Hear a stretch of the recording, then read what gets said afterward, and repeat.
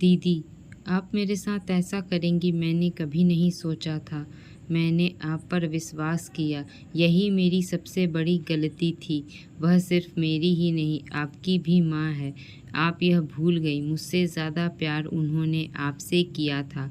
मुझे शर्म आती है आपको अपनी बड़ी बहन कहते हुए। राजीव अपने घर का इकलौता लड़का था। उससे बड़ी 3 बहनें थीं। 3 बहनों के बाद वह पैदा हुआ था, तो पूरे परिवार का काफ़ी लाडला था।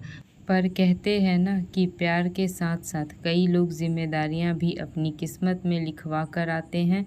ऐसा ही कुछ राजीव के साथ था।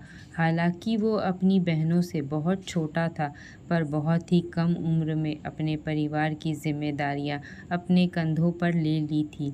वो पढ़ता और साथ साथ एक छोटी सी फॉर्चून की दुकान को देखता। उसके माता पिता का स्वास्थ्य अक्सर खराब रहता। इस कस्बे में वो पैदा हुआ था, वहाँ अच्छे कॉलेज भी नहीं थे, पर पढ़ाई के प्रति भी उसने अपनी ललक को कम नहीं होने दिया।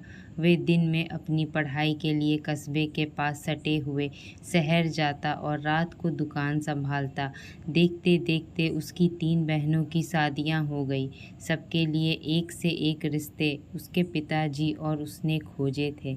कहने को तो वो छोटा था, पर बहनों की विदाई उसने बड़े भाई बनकर की थी। बहनों के तो घर बस गए थे, पर राजीव ने अपनी मेहनत के बल पर इंजीनियरिंग पूरी की और एक जगह अभी नौकरी पकड़ ली। इस बीच एक सुशील और घरेलू लड़की नमिता से उसकी शादी हो गई। शादी के लगभग 2 साल बाद ही राजीव की माँ काफ़ी बीमार पड़ी। अपनी नई नौकरी से किसी तरह से छुट्टी लेकर वे दिन रात माँ के लिए हॉस्पिटल में रहता।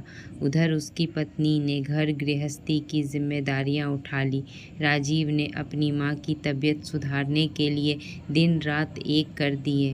लखनऊ में जिस हॉस्पिटल में माँ एडमिट थी, वहाँ रात को मरीज के पास घर के लोग नहीं रुक सकते थे, तो वो हॉस्पिटल के बाहर जो गार्डन था उसी बेंच पर ही रात गुजार देता। क्योंकि आसपास कमरे बहुत महंगे थे, वो इन सब पैसों को बचाकर सिर्फ माँ को अच्छे से अच्छा इलाज देना चाहता था। माँ का एक ऑपरेशन होना था, पैसे की थोड़ी समस्या आ रही थी। ऐसे में सारे रिश्तेदारों में सबसे बड़ी बहन और उसके पति ने अपनी तरफ से मदद का हाथ बढ़ाया। पर इधर राजीव की पत्नी भी बहुत सुलझी हुई मिली थी। उसने उसको कहा कि किसी से मदद लेने से अच्छा है कि उसके जो शादी के गहने हैं वो गिरवी रखकर भी मांझी का ऑपरेशन कराया जा सकता है। इस तरह सबसे बड़ी शादीशुदा बहन से मदद लेने की आवश्यकता तो नहीं पड़ी, पर राजीव के मन में अपनी बहन और अपने जीजा जी के लिए इज्जत बहुत बढ़ गई थी। ऐसे समय में संवेदना के 2 बोल और उसके तरफ से मदद का वास्ता ने राजीव के मन में उनकी छवि बिल्कुल माता पिता वाली बना दी थी। खैर, माँ का ऑपरेशन तो ठीक हुआ, पर शायद उनको ज़्यादा जीना नहीं था। अपने बेटे बहू से वो अपने पति और अपनी बेटियों का मायके में मान सम्मान का वचन लेकर ऑपरेशन के 3 दिन बाद ही संसार से विदा हो गई। माँ तो चली गई, पर उनके जाने के लगभग 6 महीने बाद राजीव के सरकारी विभाग में इंजीनियर के पद पर नियुक्ति की खबर आई। कुछ समय की ट्रेनिंग के बाद एक बड़े शहर में राजीव की नियुक्ति हो गई। अब पूरा परिवार, जिसमें राजीव के पिता भी शामिल थे, वो भी राजीव के साथ ही रहने के लिए आ गए। जिंदगी थोड़ी संभलने लगी थी। राजीव और उसकी पत्नी नमिता अपनी सारी जिम्मेदारियां अच्छी तरह निभा रहे थे। कोई भी तीज त्योहार होता, पर तीनों बहन के ससुराल में अपनी सामर्थ्य अनुसार भाई भाभी की तरफ से शगुन, फल और मिठाई पहुंच जाते। दोनों के चेहरे पर ये सोचकर जरा भी सिकन नहीं आती थी कि वे लोग 3 बहनों से उम्र में काफ़ी छोटे हैं, तो वो क्यों सब रिश्तेदारी निभाएं, बल्कि वो तो खुशी खुशी सब करते थे। यहाँ तक कि अब तीनों बहन के बच्चों की शादी की भी उम्र हो गई थी। उनकी शादी के भात का इंतज़ाम भी राजीव ने बहुत मन से किया था। अपने कर्तव्य तो वो निभा ही रहा था, पर वो अपने कमाए वेतन में से जो बचत होती थी वो अपनी सबसे बड़ी बहन और जीजा जी के पास जमा करवा रहा था। क्योंकि जिस शहर में राजीव की नियुक्ति हुई थी, वो लोग उसी में रहते थे। वैसे भी राजीव अपनी सबसे बड़ी बहन को माँ समान मानता था।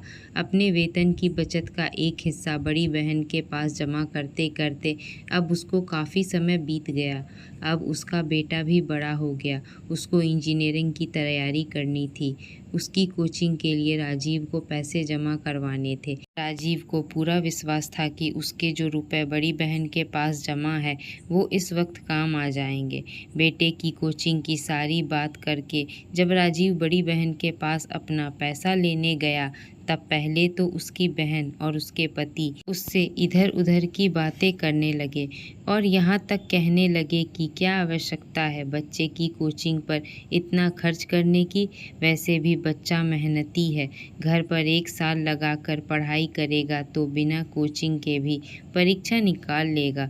तब राजीव ने कहा कि नहीं, मैं अपने बेटे को सारी सुविधा देना चाहता हूँ, कोई कमी नहीं छोड़ना चाहता। जब राजीव उन लोगों की बातों में नहीं आया तब उन्होंने कहा कि अभी उनके पास राजीव के जमा कराए पैसे नहीं हैं, क्योंकि बीच में व्यापार में आवश्यकता पड़ी थी तो उन्होंने उसमें वो पैसे लगा दिए। राजीव ने कहा, पर आप लोगों को एक बार तो मेरे से बताना चाहिए था। उस पर भी उन लोगों ने कहा कि पैसे किसी गैर के लिए नहीं बल्कि उसके भांजे के व्यापार के लिए ही लगा है। जैसे ही मुनाफा होना शुरू हो जाएगा वो सब चुका देंगे। इतने अपने बेटे के लिए वो कहीं और से पैसे का इंतज़ाम कर ले।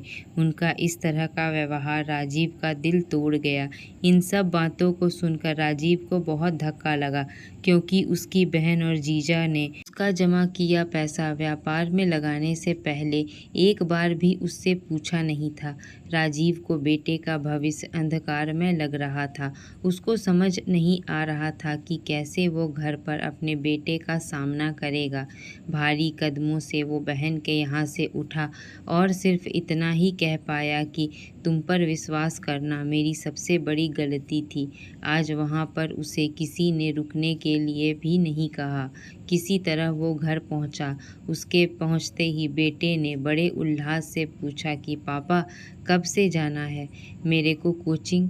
उससे कुछ कहते नहीं बना। उसकी हालत को देखकर नमिता को लग गया कि अवश्य ही कुछ बात हुई है।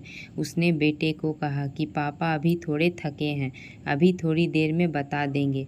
बेटा तो वहाँ से चला गया, पर आज राजीव अपने पर नियंत्रण नहीं रख पाया।